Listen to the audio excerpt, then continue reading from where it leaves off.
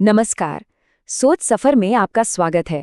आपको याद होगा, पिछली कड़ी में हमने देखा था कि कैसे कुरुक्षेत्र के मैदान में अर्जुन अपने ही प्रियजनों को सामने देखकर बिल्कुल टूट गए थे। उनके हाथ से गांडीव फिसल रहा था और उन्होंने युद्ध करने से साफ मना कर दिया था। और जानते हैं, निराशा के इसी गहरे अंधेरे में श्री कृष्ण ज्ञान का पहला दिया जलाते हैं। बस यहीं से, इसी पल से गीता का असली सफर शुरू होता है। तो अब हम आ गए हैं दूसरे अध्याय पर, जिसे सांख्य योग कहा जाता है। और यकीन मानिए, ये इस पूरे ग्रंथ का दिल है। आदि शंकराचार्य ने तो इसे पूरी गीता का सार कह दिया। स्वामी चिन्मयानंद ने इसे गीता का बीज मंत्र माना। और डॉक्टर सर्वपल्ली राधाकृष्णन के मुताबिक सिर्फ इसी एक अध्याय में भारतीय दर्शन के सारे मूल सिद्धांत समाये हुए हैं। अर्जुन का जो संकट था, वो सिर्फ एक युद्ध का संकट नहीं था, ये एक एग्जिस्टेंशियल क्राइसिस था। कर्तव्य क्या है, जीवन का असली मतलब क्या है, और मौत के सामने इन सब चीजों की क्या कीमत है। तो इस अध्याय को और गहराई से समझने के लिए हम इसे 4 हिस्सों में देखेंगे। सबसे पहले हम अर्जुन के संकट की गहराई को समझेंगे। फिर हम श्री कृष्ण के सबसे गहरे उपदेश में उतरेंगे, आत्मा का सत्य। इसके बाद हम जानेंगे कि इस ज्ञान को अपने रोज के कर्मों में कैसे उतारा जाए। और आखिर में हम ये देखेंगे कि हजारों साल पुराना ये ज्ञान आज हमारी जिंदगी के लिए कितना जरूरी है। तो चलिए शुरू करते हैं इस सफर को। तो अध्याय की शुरुआत होती है जहां श्री कृष्ण अर्जुन की हालत देखकर कहते हैं, कुतस्त्वा कश्मलमिदं विस्मय समुपस्थितम अनार्यजुष्टम अस्वर्ग्यम अकीर्तिकरम अर्जुन। यानी, हे अर्जुन, इस मुश्किल घड़ी में तुम पर ये कायरता कहाँ से आ गई? ये न तो किसी श्रेष्ठ इंसान को शोभा देती है, न इससे स्वर्ग मिलेगा, और न ही इससे तुम्हारी कीर्ति बढ़ेगी। अब देखिए, श्री कृष्ण यहाँ कोई दिलासा नहीं दे रहे हैं। वो अर्जुन को सीधे सीधे झकझोर रहे हैं, उसे उसकी क्षत्रिय पहचान और उसका कर्तव्य याद दिला रहे हैं।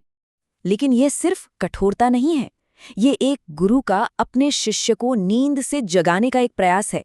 कृष्ण जानते हैं कि अर्जुन की ये हालत किसी ज्ञान की वजह से नहीं, बल्कि मोह की वजह से हुई है। और यह वही मोह है जो हम सबको कभी न कभी हमारे कर्तव्य के रास्ते से भटका देता है। तब अर्जुन जवाब देते हैं, कार्पण्य दोषोपहत स्वभावः पृच्छामि त्वां धर्म सम्मूढ़ चेताः यश्रेयस्यान् निश्चितं ब्रूहि तन्मे शिष्यस्तेहं शाधि मां त्वां प्रपन्नम। वो कहते हैं, मेरा स्वभाव कायरता के दोष से ढक गया है, और धर्म क्या है, इस बारे में मेरी बुद्धि पूरी तरह से कंफ्यूज हो गई है। जो मेरे लिए सबसे अच्छा हो वो मुझे बताइए। मैं आपका शिष्य हूँ, मैं आपकी शरण में हूँ, कृपया मुझे रास्ता दिखाइए। और जानते हैं, यही वो पल है, यही वो सबसे जरूरी मोड़ है जब कोई इंसान अपना अहंकार, अपना ईगो एक तरफ रखकर ये मान लेता है कि मैं नहीं जानता। बस तभी ज्ञान का पहला दरवाजा खुलता है। और बस जैसे ही अर्जुन ने सरेंडर किया, श्री कृष्ण ने अपना पहला और सबसे गहरा उपदेश देना शुरू कर दिया। वो अर्जुन के दुख का इलाज नहीं करते, वो उस बीमारी की जड़ पर वार करते हैं जिससे ये दुख पैदा हो रहा है। और वो जड़ है अज्ञान। जब तक हम यही नहीं जानेंगे कि हम असल में हैं कौन, तब तक हम सही तरीके से कोई काम कर ही नहीं सकते। तो गीता का सबसे पहला, सबसे बड़ा सबक है हमारी पहचान को लेकर एक रैडिकल शिफ्ट। श्री कृष्ण कहते हैं, देहिनोऽस्मिन् यथा देहे कौमारम यौवनम जरा तथा देहांतर प्राप्तिर धीरस्तत्र न मोह्यति। यानी, जैसे इस शरीर में आत्मा बचपन, जवानी और बुढ़ापे से गुजरती है, ठीक वैसे ही वो मरने के बाद एक नया शरीर ले लेती है। ये तो हम सबने महसूस किया है ना? हमारा शरीर तो हर पल बदल रहा है। बचपन की तस्वीर और आज की तस्वीर में जमीन आसमान का फर्क है। हमारे सेल्स तक बदल जाते हैं, पर एक चीज है जो नहीं बदलती, वो मैं होने का एहसास। तो सवाल ये है कि ये मैं कौन है जो इस सारे बदलाव को देख रहा है? गीता का जवाब है, वही आत्मा। और फिर श्री कृष्ण एक ऐसा रेवोल्यूशनरी आइडिया सामने रखते हैं जो सब कुछ बदल देता है। न जायते म्रियते वा कदाचित नायम भूत्वा भविता वा न भूयः अजो नित्यः शाश्वतो यम पुराणो न हन्यते हन्यमाने शरीरे। इसका मतलब बिल्कुल सीधा और साफ है। जिसे आप और मैं कहते हैं, वो असल में न कभी पैदा हुआ और न कभी मरेगा। यह शरीर एक गाड़ी की तरह है और आत्मा वो है इसका इटर्नल ड्राइवर। जन्म, मृत्यु, बढ़ना, घटना, ये सब शरीर के साथ होता है, आत्मा के साथ नहीं। अब इतने गहरे विचार को समझाने के लिए श्री कृष्ण एक बहुत ही सिंपल, बहुत ही ब्यूटीफुल एनालॉजी देते हैं। वासांसी जीर्णानि यथा विहाय नवानि घृणाति नरो अपराणि तथा शरीराणि विहाय जीर्णान्यन्या संयाति नवानि देहि। जैसे कोई इंसान पुराने फटे हुए कपड़े उतारकर नए कपड़े पहन लेता है, बिल्कुल वैसे ही आत्मा पुराने जर्जर शरीर को छोड़कर एक नए शरीर में चली जाती है। कितना सरल है ना? हम पुराने कपड़े बदलने पर रोते नहीं हैं क्योंकि हमें पता है कि हम कपड़े नहीं हैं। तो फिर अगर हम ये समझ जाएं कि हम ये शरीर भी नहीं हैं, तो फिर इसके बदलने पर इतना दुख, इतना शोक। ठीक है, तो ये समझना कि हम शाश्वत आत्मा हैं, ये तो हो गया पहला स्टेप, यह है ज्ञान। लेकिन अर्जुन का सवाल तो प्रैक्टिकल था, मैं इस युद्ध के मैदान में आखिर करूं क्या? और यहीं पर श्री कृष्ण ज्ञान को एक्शन से जोड़ते हैं। वो कर्मयोग का रास्ता दिखाते हैं, यानी इस दुनिया में रहते हुए अपने सारे कर्तव्य करते हुए भी आजाद कैसे रहा जाए। और अब आता है गीता का शायद सबसे फेमस और शायद सबसे मिसअंडरस्टूड कॉन्सेप्ट। हाँ, हम सब ने सुना है, फल की चिंता मत करो, बस कर्म करते जाओ। पर क्या इसका मतलब बस इतना ही है? नहीं, ये तो बस सरफेस लेवल की बात है। इसका असली मतलब इससे कई ज्यादा गहरा और प्रैक्टिकल है। वो मशहूर श्लोक है, कर्मण्येवाधिकारस्ते मां फलेषु कदाचन मां कर्म फल हेतुर्भूर माते संगोस्त्व कर्मणि।